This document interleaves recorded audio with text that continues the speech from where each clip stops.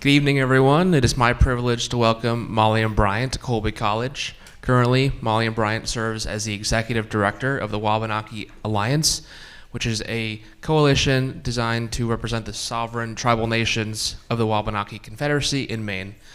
Currently, the Confederacy is made up of the Penobscot Nation, the Passamaquoddy tribe, the Mi'kmaq Nation, and the Holton Band of Tribal Indians. As a member of the Penobscot Nation, Maulian Bryant previously served as the tribal ambassador, where she worked on state and federal levels on issues of sovereignty, restorative justice, and the implementation of the Maine Indian Claim Settlement Act from 46 years ago. Currently, as executive director, she leads efforts to strengthen tribal self-governance, advance policy reform, as well as build public knowledge about the Wabanaki history and their rights. Her leadership reflects a commitment to sovereignty, collaboration, as well as long-term structural change in the dynamic between Maine and the tribal nations. Our moderators tonight will be Provost Denise Brushwitz and Salar Ali of the class of 2028. So without further ado, please join me in welcoming Maulian Bryant.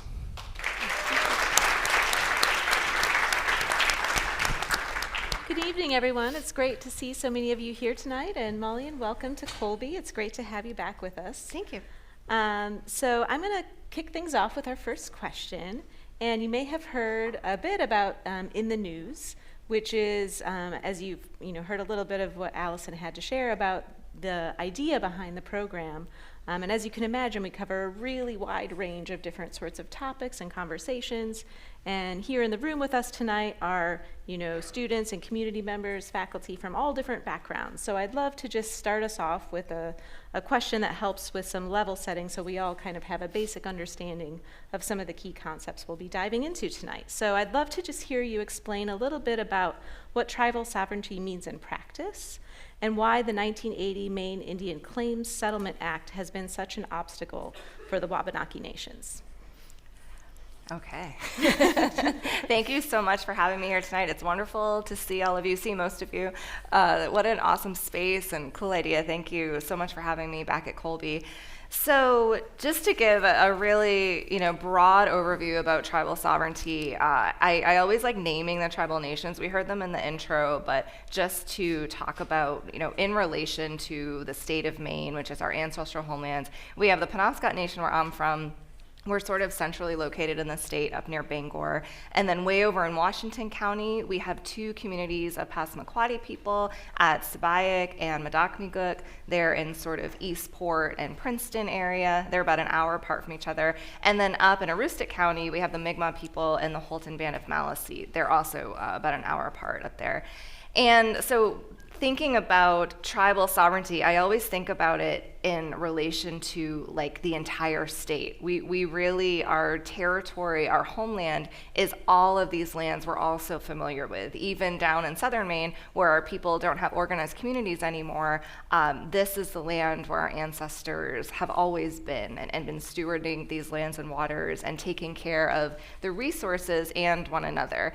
And for me, that's what tribal sovereignty really means. It is protecting what is sacred, caring for our lands, waters, animals, fish, and really having the authority is a weird word, but the ability to be good stewards and have good practices over those resources and people.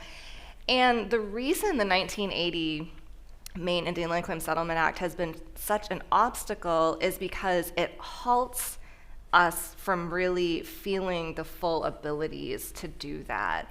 And just to take it way back in history, this land I've talked about, there was upwards of 26 distinct tribal nations here, and now we have the 4 that I named. So when you think about just that loss of people and culture and the ability to do things and resources and capital and capacity, all these sorts of things, that when you go from a very large network of people down to a very few, you have to think about how that plays out across generations in history. And for our people, it is, initial colonization, it's diseases we didn't have immunity to, it's wars, it's bounties on our heads. And then at the end of this sort of bloody conquest, disease-ridden part of history, it gets brighter, I promise. It gets a little dark here. We have the United States government grappling with the fact of, oh, these tribal nations are still connected to one another. We haven't gotten rid of them. We haven't broken up their communities. We haven't sort of robbed them of their nationhood, and it wasn't for not trying. So then we enter into this era of policy and being restrictive in more insidious ways, and sort of trying to work into statute ways to limit tribal sovereignty, because it all goes back to that land, right? It all goes back to that conquest and that wanting to establish a new country here and not knowing how to deal with tribal people who are already here. So when you get to 1980, you have the tribes that remain, and the Passamaquoddy were the first ones throughout the 70s. They discovered that roughly 2/3 of the state of Maine, the land was taken without the treaties being ratified. So the tribes united on this, sort of petitioned the federal government to come to our aid, recognize our communities as federally recognized tribes. We met that threshold, and then this lawsuit ensues where the federal government and the tribal nations and the Wabanaki Confederacy sued the state of Maine for all of this land, like a lot of land. And I wasn't quite born yet in 1980, but I hear it was this era of sort of real tension, distrust. People in Maine didn't know what to make of this. There was talk about tribes coming back to take the land back. And I think, as we all know, eras of political unrest, things can feel kind of heightened. And when you're in leadership positions, I think it can be tempting to push towards solutions quickly and without considering the lasting impact of those decisions. So I think that's what happened to some extent in the Land Claim Settlement Act from 1980. You had the state as the party in the wrong, but still coming in, not wanting this to take a lot of time and not wanting to disrupt the relationship it had come to really benefit from with the tribes. So because of all of the sort of darkness and inequities I explained, the state had the ability to assert itself over the tribal nations in a really paternalistic way. There were these folks called Indian agents that would live in our communities, and this is in 1940s to 70s or so, and they would have to give their permission to tribal people if people wanted to buy fuel, like oil to heat their homes. If people wanted to travel, you had to go see this state worker in the community. So little things like that, and you think why would the tribes agree to that? Who would live under that? And that's why I give all that context and nuance, because when you squish a people into a smaller place, when you disrupt access to culture and food systems and ways of being, and we get into the era of boarding schools and the taking of Native children, you have a people very weakened by all this sort of trauma through history. So things like that, and relying on the state and getting used to government rations being brought in for food and all this sort of thing. I think when you get to 1980 and this settlement is presented, tribal leaders were faced with a really tough decision of, do we take this deal that is clearly flawed and has some problematic language in it, or do we face a new president? President Ronald Reagan was coming into office and had very little interest in helping settle a settlement like this. So under Jimmy Carter, the president that ended up signing this, there was this real urgency of if you want a president to agree to this, you got to do it right now. So that's a factor. So the settlement itself that the tribes accepted and the state kind of proposed, it has these jurisdictional frameworks in it that you don't really see anywhere else in the country. There's restrictions on a lot of our tribal court proceedings, our criminal and civil jurisdiction, taxation things, fish and game, natural resources. So in other parts of the country, you see tribes really having a lot of sovereign authority over their lands and people. In Maine, it's very much the state is between us and those abilities. And there's one more piece to this, and the state was able to insert a clause that blocks the Wabanaki people and the nations from accessing federal laws. So since 1980, if the federal government passes a law with provisions that benefit tribes, the tribes in Maine there's no clear way for us to know if we have access to that law or not. The state can step in at any time and claim that the law impacts their jurisdiction, and they can block us from accessing that law. So a lot of our effort now is to amend this act. I think some people would want to throw the whole thing away and start from scratch, but we've been presented with a lot of opportunities to make amendments to this act and fix some of the jurisdictional things, and also try to get access to the federal bodies of law. Thank you so much. Yeah. So we touched a little bit about tribal sovereignty, and now I want to ask you how you built such a remarkable coalition, because I know your coalition includes Republicans, Democrats, independents, environmental activists, business leaders. How did you get people who don't usually find a common ground together to come together and create this diverse coalition? Very carefully. It's a wonderful question. And so we have this act. We know it's an issue with tribal-state relations. It's been going on for 40 years. And back in the election 2018, we had a lot of lawmakers in the body saying, we know this is a problem. We want to work with the tribes. Let's pass all these bills and fix the tribal-state relationship. Well, we also have a governor that was in favor of some of that, but not all of that. So it takes a little nuance, it takes a little strategy, and that's what we've been doing for the past 6 years now. And so the tribal leaders came together with the state, and they sat in a task force for 6 meetings and studied the Settlement Act. They studied federal laws. They got to know one another. They built some real cool human relationships there. And that task force produced this set of recommendations of amendments to the Land Claim Settlement Act. And that's been the base of a lot of our work at the Wabanaki Alliance, is advocating for the legislative pieces that came from those recommendations. And in that moment in 2020, the tribal leaders all had this real unity and synergy and all the nice words about coming together. And, the tribes were all, like I've explained, we're in different areas, we have different communities, different languages even. And even though we're all part of the Wabanaki people, we don't always agree on everything. But this moment felt really cool, and it felt like we did agree on a lot of this sovereignty. And that had kind of been the thread throughout a lot of our history, is that we may have disagreed on things, but we all cared about getting back to a place where our sovereignty was respected. So the Wabanaki Alliance was formed in 2020, and we had environmental folks, faith communities, and some of these allies that had been with us for years and years and years, and they wanted to help. They wanted to show up. They wanted to testify, but they wanted to kind of dig into the work even more than all of that. So we start having these sort of informal calls and meetings, and then we enter into the COVID era, so life moves to Zoom, which was hard in a lot of ways, but it also made it really easy to connect with a lot of people all at once. So we would hold these calls, and it would get bigger and bigger, and of this coalition of folks, they formed sub-teams. So we have a communications team, an organizing team, field team, and folks really willing to show up and give their time and energy and talents. And then it goes into, okay, we need to formalize this. We need to have a sign-on for businesses and organizations, and you can delineate who you work for and what you do.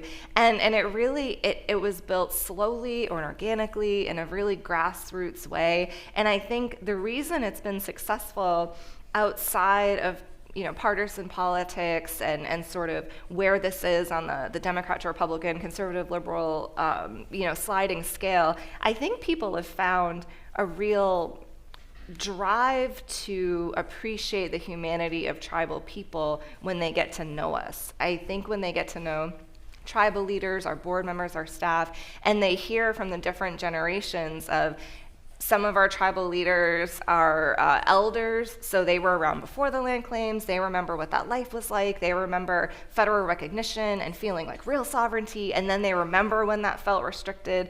Some of us were born after 1980, so we've only ever lived in this sort of, unrest of it all. So when people hear these human accounts of what it's like to be a Wabanaki person in our homelands, I think that really pulls them in. And I'm always blown away by how much folks give us. And it really, it's heartwarming. We had a lobby day yesterday at the State House, and we had like 150 people come and stand in the hallway and talk to their lawmakers and hold signs. And we're like 1% of the population of Maine, but something about what we go through and how we talk about it really pulls people in. And I think a lot of people are searching to feel like they're giving back to something in a real way, and this just is a really good fit for a lot of folks.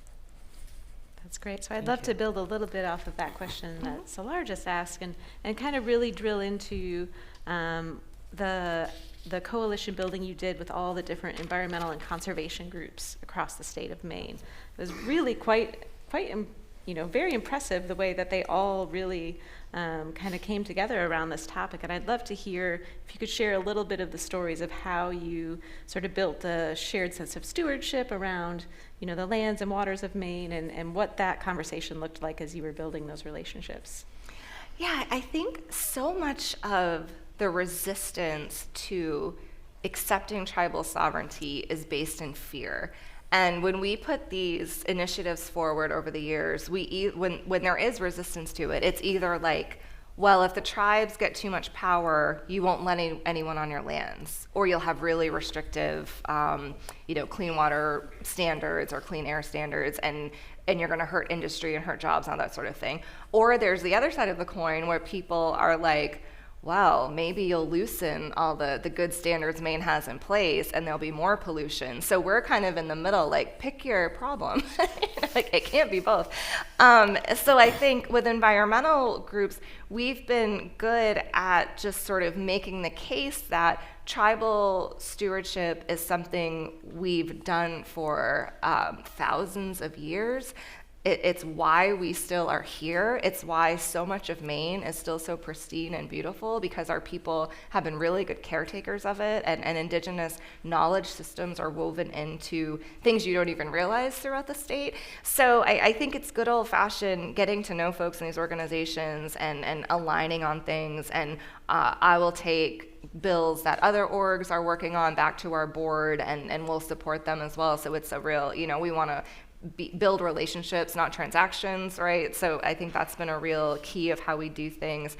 And I think in the conservation community, there's a real thirst for indigenous knowledge. And I think a lot of folks that have done this for a long time, they've been looking for that. And when we can connect and explain what place names mean, or tell legends about conservation, that really fits a piece into this puzzle they've been building. They care so much about the natural world, and that makes their kind of nurturing of that really feel complete when they connect with us. That's great. Yeah. So I want to talk about a little bit more of the other work you've done. So I know in November of 2024, you testified before Congress at the request of Representative Pingree about the crisis of missing and murdered Indigenous women. Since then, have you noticed any substantial efforts by both the federal government or the Maine government specifically to combat this issue? Great question, and I was so honored to get to go to that hearing. A little bit of a backstory, that committee, it's a House Interior Appropriations Committee, so they basically go over the money that is spent on the programs under the Department of the Interior. So as tribal ambassador, I went to that committee, I think 8 times, and it's so scary. It's not fun. But it was talking about the budget and advocating for funding and making sure, because a lot of important tribal programs are in the Department of the Interior, the Environmental Protection, the Bureau of Indian Affairs, Indian Health Services. So when I got the email from Rep. Pingree office, I wrote back and I said, I'm not the ambassador anymore. I took a new job with the Wabanaki Alliance, and they said, we want you to come anyway. It's not about the budget. It's about MMIW and this crisis of missing and murdered Indigenous women. And I said, wow, that's so neat. And it was in the time after President Trump was elected, but before he had taken office. So these committees kind of have some flexibility about what they're going to meet about and hold hearings on. So I went down to DC and I prepared testimony, and I met with Representative Pingree. I spent some time in her office, and we walked down to the hearing room together. And I said, I'm so happy, not happy, that's a weird word, I'm so honored that you would pick this topic for a hearing. And she said, well, I didn't.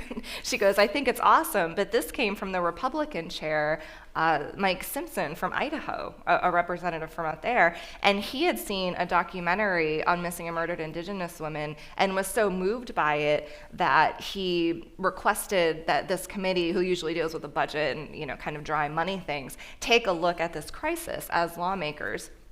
So I'm used to a 5-minute cap on this testimony, and they'll give you a scary red light if you go over, and it's a really intimidating little room. And I get there, and it's myself and 4 other Indigenous women from across the country, and I ended up being the only one east of the Mississippi. So I'm so happy that I went down and kind of talked about our issues up here around this. And it was such a human hearing.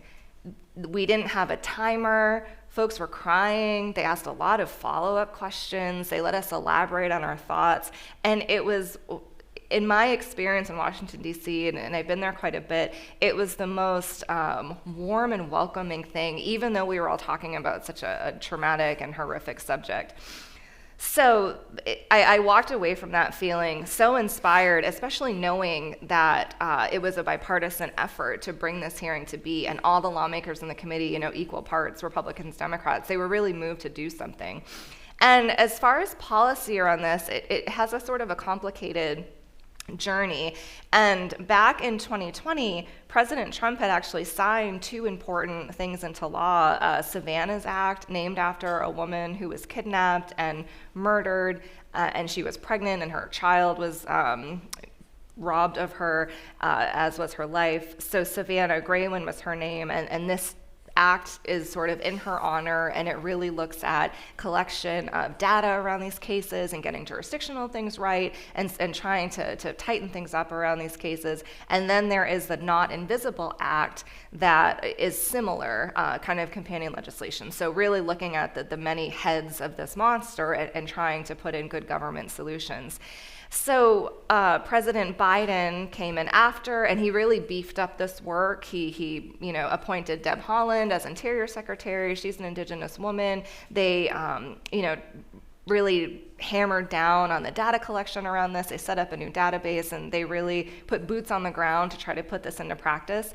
And when President Trump comes in again under the big DEI sweep and getting rid of documents and things, took out the literature around the Not Invisible Act. So it's hard to search for now and to find information on this. So it's been a mixed bag of, especially since I testified, in 2024, of what this work looks like. But I'm happy that the programs seem to be funded, and besides taking away like this symbolic things on the website, hopefully the work is still going on. And in Maine, we worked really, really hard to be included in the Federal Violence Against Women Act statute. So one of the big issues around this crisis is when a domestic violence situation happens, or a crime happens, or abuse of an Indigenous woman happens, a lot of times it's this hot potato of jurisdiction. It's like if the tribes don't have jurisdiction, it goes to local courts, it might go to a state court, it might go to the FBI. So the Violence Against Women Act gives jurisdiction and resources to tribal courts, and that really helps bring about justice. Because before that, if you have a domestic violence situation on tribal land and the perpetrator is not a tribal citizen, tribal courts couldn't take that case. So this was one of the laws the state of Maine actively stepped in and kept us out of. So we worked really hard to pass a state statute, and then we got included in the federal reauthorization of 2022. So we do have that jurisdiction in our tribal courts now, and that's been one good development. Well, thank you so much for your continued work in that space. It's really important. I'd love to keep asking you questions, but I think we want to make sure and give the students plenty of opportunities to do the same. So let's turn it over to you. Who has a question for Maulian? Hi, thank you for coming. My name is Travis. I'm a senior here at Colby College. I was wondering, with recent ice activity in Maine, I'm interested in learning how the Alliance has approached that. Oh, sorry. Sorry. I'm interested in learning how the Alliance has dealt with the development of ice activity in Maine. It's a great question. And so the individual tribes have taken this on, and then the Alliance tries to be supportive of that. So there's a couple parts to this, I guess. And one is it seemed like ICE was targeting folks just because of what they looked like, assuming they might not be here legally because of how they present. So we had tribal governments telling tribal members to carry identification. We have ID cards saying that we're part of a tribal nation, in addition to our regular driver's licenses or passports, and all of that. And then I think we understand what it's like to feel marginalized and vulnerable and have less rights than other folks. So I think there's a real human component to it for us. I co-chair the Permanent Commission on the Status of Racial, Indigenous, and Tribal Populations, and my co-chair Bruce King and I actually put out an op-ed together yesterday in the Portland Press Herald about this need for community safety is greater than the need for whatever ICE is doing. So we feel community safety is about protecting everyone in our homelands here, called Maine. So the Wabanaki Alliance, we've shared guidance from tribal chiefs about this. We've reached out to our community and made sure that we're sort of taking care of one another. And then I think our hearts go out to the greater community and just trying to do what we can, to keep folks safe. Hi, my name is Layla. I'm a senior here studying astronomy and American studies. Thank you so much for being here. You talked a lot about how much of your activism involves challenging laws and policies that are often framed as neutral or historical. And I was just wondering, how do you help the broader public understand that these legal frameworks are still actively shaping inequality and indigenous self-determination today? It's a great question. I have 3 daughters, and my 17-year-old daughter is Layla. That's her name, too. So it's a great question because this can feel like, just word salad legal stuff, right? It's like jurisdiction and all of these amendments and this, we're looking at this law from 1980. So how do you make that real for people? And I think part of our messaging is always, this is about fairness, it's about equality. It's about, the practicality of the Wabanaki people should have the same rights as a tribe in Minnesota or New Mexico or California. So those tribes, their tribal game wardens can go on their land and regulate their hunting and fishing and members. And here it's so much more complicated, and it's state involvement, and it's not clear at all. So I think breaking things down into practical terms is helpful. And then when you think about, so I shared the story about the Violence Against Women Act. There's 150 other laws passed since 1980 that we don't have clear access to. So start to finish, getting included in the Violence Against Women Act took 7 years. And that's 7 years of hard work. It's our time, it's our energy, it's lawyers. Lawyers are not cheap. And so, it's resources. And so a lot of times when we hear resistance to wanting to get access to federal beneficial acts, we tried it a couple different ways. We've done it at the state level, and Representative Jared Golden put in a bill at the federal level. And at the federal level, Senator Angus King was an opponent to that. And at the state level, Governor Janet Mills has vetoed that before. There's a new effort right now, fingers crossed, we'll get it to her desk. And the two of them sent us very similar messages and their resistance to that. And it's like, this is too much change too soon. It'll make a patchwork of laws. It'll create confusion. So why don't you tell us which law you'd like to get included in, and we'll work with you. So to us, that feels like if one law takes 7 years, how long are we going to be working? So we just want to kind of flip the whole philosophy around this and have the same rights as other tribes. And another good example is the Stafford Act, applying for emergency funds when there's an emergency in your community. Other tribes have the right to go right to FEMA, and we have like a state go-between situation. So we'd like to get out from under that. There's another act about recruiting medical professionals. That's been a problem for our people. So taking these sort of articles and ideas and words and testimonies and stuff and making it into practical examples like that is really important. And then a lot of Mainers, I find, they want to lead. They want to be examples for the country. They want to be doing good, progressive, inclusive work. And when they hear that we're so behind on something like this, that really ignites something in them to want to work on these things.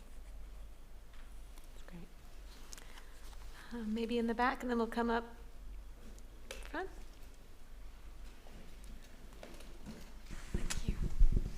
Thank you for being here. Earlier on, when you were talking about land stewardship, you mentioned that Indigenous knowledge systems are deeply integrated into the main way of life. So I was wondering if you could elaborate on this and share some more examples with us.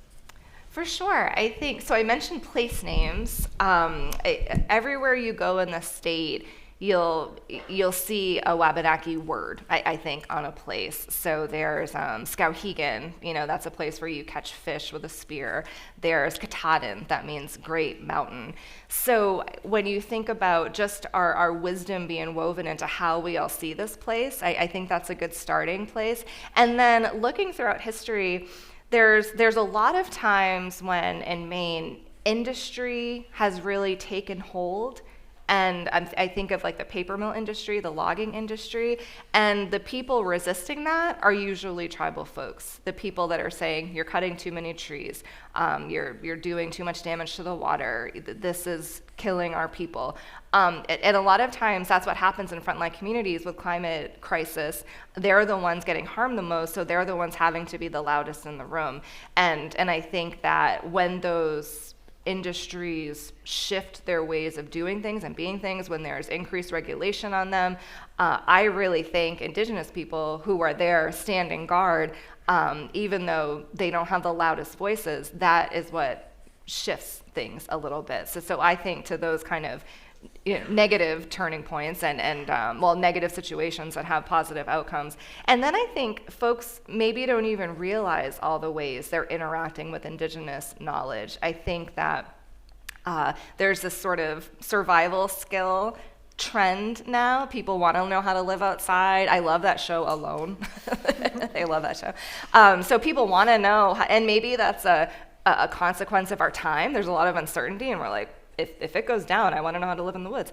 But my dad was teaching me all those things as a child, and he taught me that there's this real balance, and that nature will, eat you alive if you don't respect her. And I think that those were taught to me as Indigenous values, and we're all Indigenous to somewhere, right? So we have to think about how we live in balance with the planet, and I feel that sort of everywhere I go. We had another question back here. Thanks. Hi, I'm Nate. I'm a sophomore studying Gov and Econ. So my question is based in land acknowledgements. They are a controversial topic. To some, they are respectful and educational. To others, including myself, they can sometimes feel very performative. So what are your thoughts on land acknowledgements? And is there any way in which you can meaningfully do a land acknowledgement? All of the above. I think it's everything you said. And when these first started coming about, it struck me as a good thing. I thought, okay, people are naming the tribes, people are inviting that knowledge into the space, but I get it. And then people started to ask me to do them, a lot. And it's like, well, you drive 2 hours and give a land acknowledgement at our thing. And so I didn't do them, and I said, no. I said, I'm aware. I acknowledge it every day. This is your work. And if you want, I'll teach you how to do the work that you need to do. It's not about, oh, we're on the line past equality, check, on to our next thing, and we're absolved of everything else. I always say a good land acknowledgement, and I think there can be a good one, it ends with a comma and not a period. And I think it leads into relationship building. And I advise folks that if you're going to do a land acknowledgement, learn about the tribes in that area, learn about the tribes closest to you, learn about their issues, invite them into your space. If it's a summer camp, talk with tribal youth groups and do some sort of exchange. If it's a historical society, talk to tribal preservation offices and talk about artifacts and learning from each other. So I do think it's a good thing. I think it needs to go into a deeper relationship and sense of understanding of one another and advocacy. I always tell people a good land acknowledgement is testifying on our bills. That's wonderful to me. And it can feel performative, and it can't be the labor of Indigenous people are sort of my guidelines. Great question. Question over here.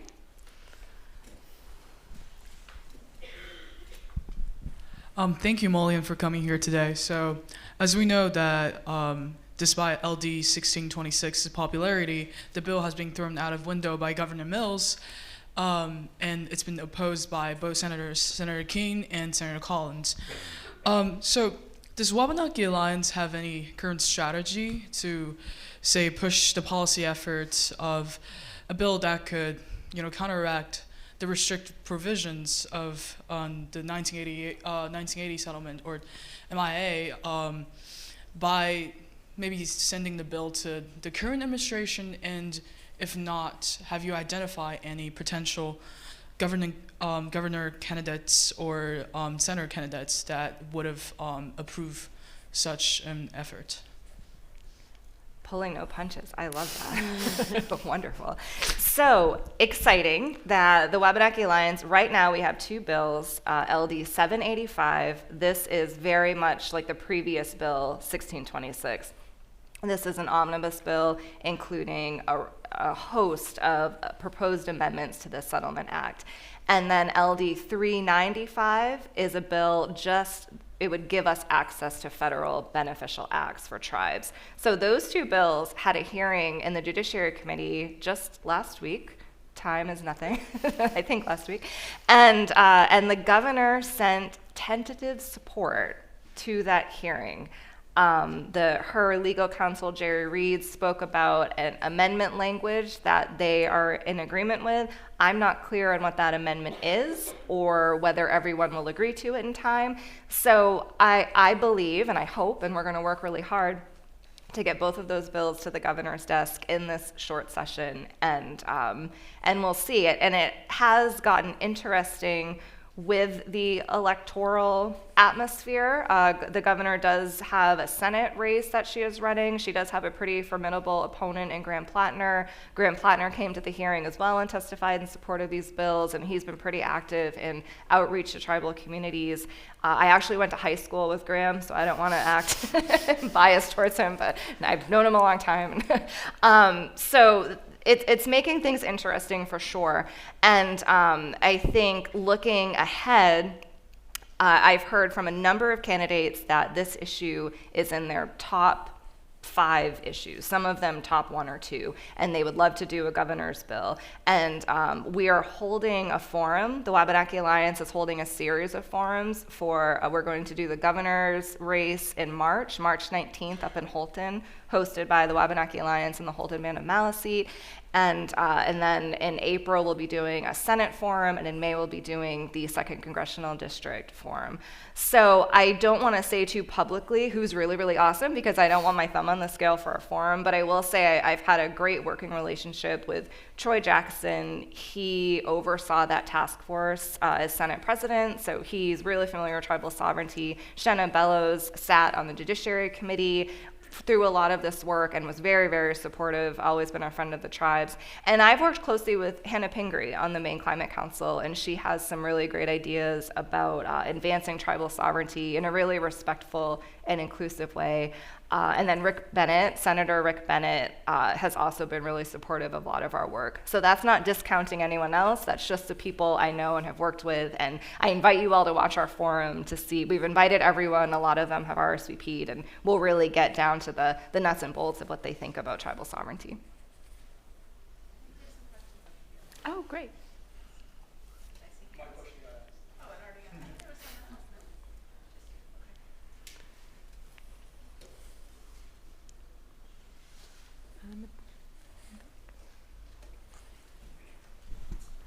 Thank you. No, you're good. Hi. So you talked a lot about the paternalistic relationship between the government and the Wabanaki peoples and the loss of autonomy. How has that continued to impact the implementation of different social services like healthcare and education, and maybe kind of the lack of tribal autonomy in designing and implementing those? It's a wonderful question. So I think about over these 46 years now, if our people had access to all the rights and laws as every other tribe, you know, how would our communities look different now? And not just our communities, but surrounding communities. All of our tribal nations are in rural Maine. So rural Maine are some of the areas that really need economic opportunities and you know, social advancement in a lot of ways. So we have complicated ways of doing things because of the Settlement Act. So we have our relationship with the federal government, but oftentimes we're having to jump through hoops with the state to get things that other tribes can just get in other places of the country. And, you know, things like food stamps, sort of help like that for people. We often have like state things we need to deal with instead of just like receiving those funds. So kind of practical things like that, and really important things for sure. And then we always sort of had an inkling that we believe the Settlement Act has held us back and held all of Maine back. So we reached out to Harvard, some researchers there, and we did this study together, and we just we didn't like prompt them in any way or lead them to anything. We just said, we want to know how things look for our tribes compared to throughout the country, and we want to know, does this have an impact on the rest of the state? And that report is up on our website that we did, and it really told us that a lot of things we were feeling are valid and real and true. And we have some of the lowest successful, you know, numbers in our community, statistics for our people. We have high child poverty, we have high unemployment, we have high, you know, health impacts on our people. And then the surrounding communities, you see a lot of the same things. So this report sort of pulled out of the research that if we did have access to, say, you know, partners wanting to do wind energy with us. That's happened with Penobscot Nation before. We have tribal lands. We wanted to enter into agreements to put up a wind farm. And then when they saw the red tape from the state, they backed out, went to another tribe, another state. So things like that, we could be really uplifting local economies and having a lot more resources. We've been able to get some pieces of the gaming industry here in Maine, and that's helpful, but it doesn't shift the paternalism. It sort of, you know, gives us another right, but it doesn't shift it so that we can make the decisions about how we want to do economic development. So I would encourage you for sort of the finer points of that question. It's an excellent question. That report is on that site. And we also worked with Maine Center for Economic Policy. That's another report on our website. And that's all about land and how not having the land means you have so much less ability to do everything. So how that land has transferred hands over the years and who benefits and who loses from all of that land theft and loss and all of that. It's a really eye-opening report, and their recommendations are also all about tribal sovereignty and really it helping us and everyone else.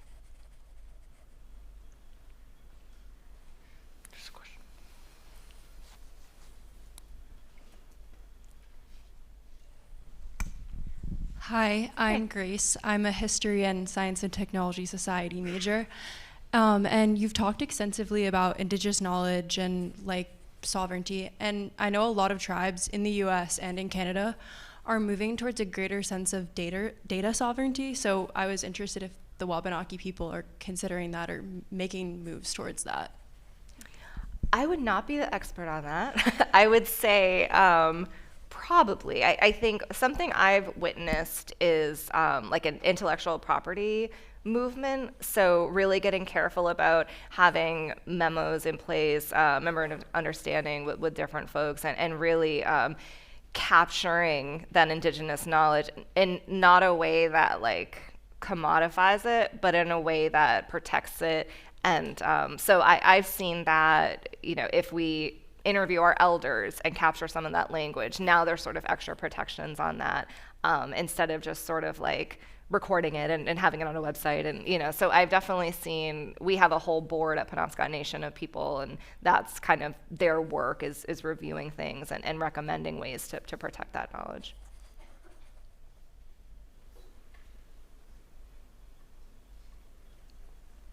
So I'd love to maybe circle back to the sort of framing and title of the conversation tonight around shared humanity. And I think it is such a wonderful way to invite people into the work that you do and the coalition building. So I just would love to hear you speak a little bit about what that means to you and kind of how you use that as a sort of guide for the work that you do.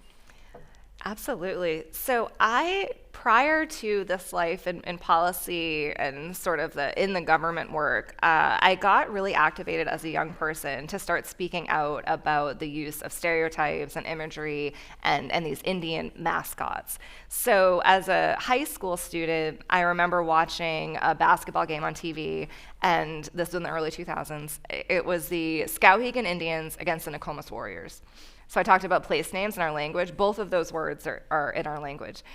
And I saw people with like fake war paint on their faces, fake feathers, or jumping around, or doing all the things. And as a young person, I thought like, I knew these mascots existed. I had seen the professional teams, and they're in my consciousness. But in that moment, I got really angry about it. And I thought like, haven't you people taken enough? You have to try to like become us and steal our religion, and not only all of that offensiveness, but you have to jump around and like mock us and do it poorly. And so that feeling of like sort of visceral response to that and anger, I was so lucky to have good mentors over the years that guided me into action and into talking to my peers. And of course that led into a whole lot of advocacy around the state, and I got to travel around and talk in these schools that have these mascots. And probably the most well-known case was Skowhegan High School and their Indian mascot, and they were the last holdout. And that whole experience, even though it had some really hairy times and some unpleasantness to it, it taught me so much about finding shared humanity with others, and it was big lessons for me. I had a lot to learn. I wasn't doing things great, and I had to break down. So I had it in my head, I'm right, you're wrong. These mascots are absolutely racist, and I have a right to come in here and ask you to change. But then the more I got into the work and the more I got to know the people, it became this thing of like, this is part of their identity too. Whether I like it or not, this is what they celebrate and what they gather around. And it's goodness to them. They're coming together. Their families have all danced around and acted like Indians. And even though that harms and that doesn't feel good, there's something there. And I remember at the end of one school board meeting, this large man came up in my face and he put his finger right at me and he said, I'm just as Indian as you are, and Skowhegan is my tribe. And I was like, obviously taken aback. But instead of just getting angry like teenage me, I thought like, he's hurting too. And I have something to teach him, but he's teaching me as well. And maybe people's identity is a precious, sacred thing, even if it's coming out sideways and not feeling great. So I obviously stand by that these Indian mascots are wrong, and we worked really hard to pass a law at the state level, and Skowhegan actually removed their mascot. But I remember thinking, I need to take a beat sometimes and really understand where everyone's coming from, even if it seems totally out of control and off the wall. Because humans only have a few emotions, right? We're sad, we're angry, we're happy, we're hungry, we're joyful, all these things. So if we can recognize in each other where someone's anger is coming from, where their hurt is coming from, and get down to that level, that really helps everything. And that's really, really hard to do sometimes. So I put in my bio, I believe in leading with love. That's not some feel good, let's all hold hands and sway thing. That's hard work. And it's discipline. And it's something we could all do more of, probably, myself included. Great. Thank you. Yeah.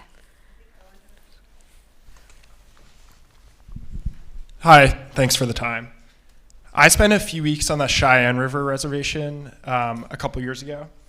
And so the $100 million settlement that they received, or were offered in 1980, is now worth more than $1 billion. And I'm curious about how you would approach sort of holding out for a deal that includes the Black Hills and so much more land versus sort of taking the settlement, given so many of the sort of immediate and pressing challenges that the folks out there face.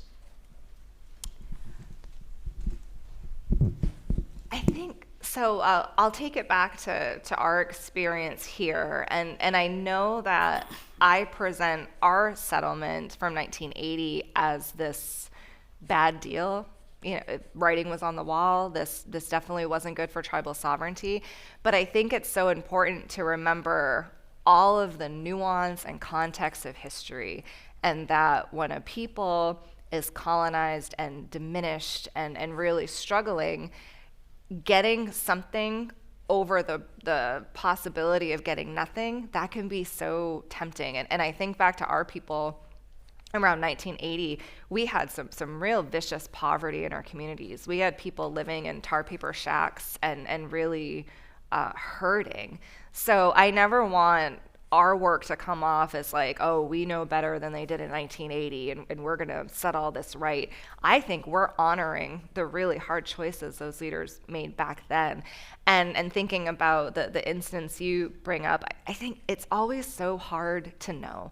It's so tough to figure out this system that not just wasn't made for us, it was made to destroy us.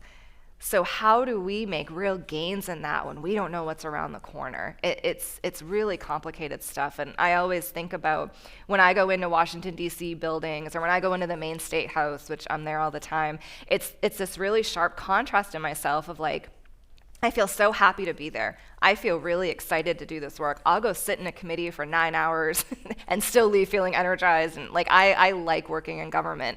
And then as soon as I kind of call my ancestors into the space and think of them, I get really, really conflicted and sad. And I think about all of my people who wouldn't be allowed in that building, who would never be asked to speak in these hearings, who were never like given a seat at that table.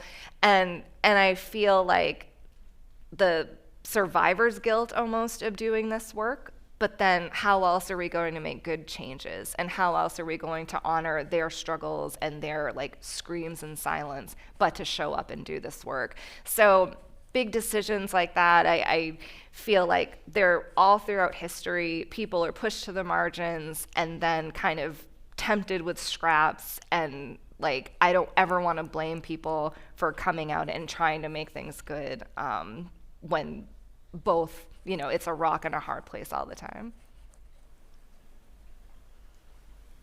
Is there another question up here? Hi.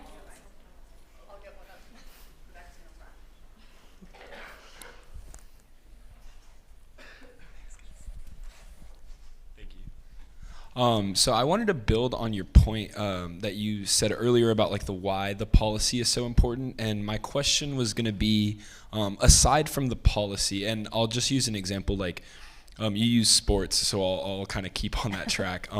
Like when the Washington Commanders changed their name, right? And I think like one of the bigger issues with that name change was like people didn't understand why it was so important and why that change was necessary. And so my question was, and this is kind of a complicated question, so I kind of just want to hear your thought process, is like, after policy is implemented, how can we help people understand why the policy is important? Because if people don't understand why it's important, it's reversed later on, right? Or it's either reversed later on or just not acknowledged by people. And so, yeah, I just wanted to hear like how we, people that work in policy, can get people to understand why it's important and why that change is necessary.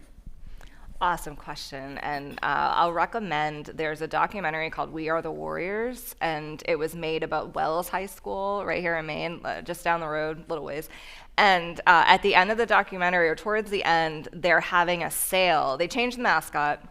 They do away with the imagery. Well, they keep the name Warriors, but they do away with the mascot, essentially. And they're selling all of the gear, so the sweatshirts and chair covers. And there's a clip where this woman is like, she is buying up these chairs like no tomorrow. She like can't get enough of this stuff. And she probably spent so much money on these things. So that made me think about, that after work, right? It's like, if people are gonna keep showing up to games wearing these mascots on their shirts and cheering and doing the same thing, that is so much harder and long-term to dig into than just making a law. So I think that's why the whole process is so important. I do like our lawmaking process, parts of it, because we have a public hearing. People can show up and tell these lawmakers why these things are important. And then that's like encapsulated in time. We can grab that and use it to teach people. And I think hearing from tribal folks about the harm of these mascots is really important. And also, these findings of harm and racism and all that, they're validated by non-tribal groups like the American Psychological Association.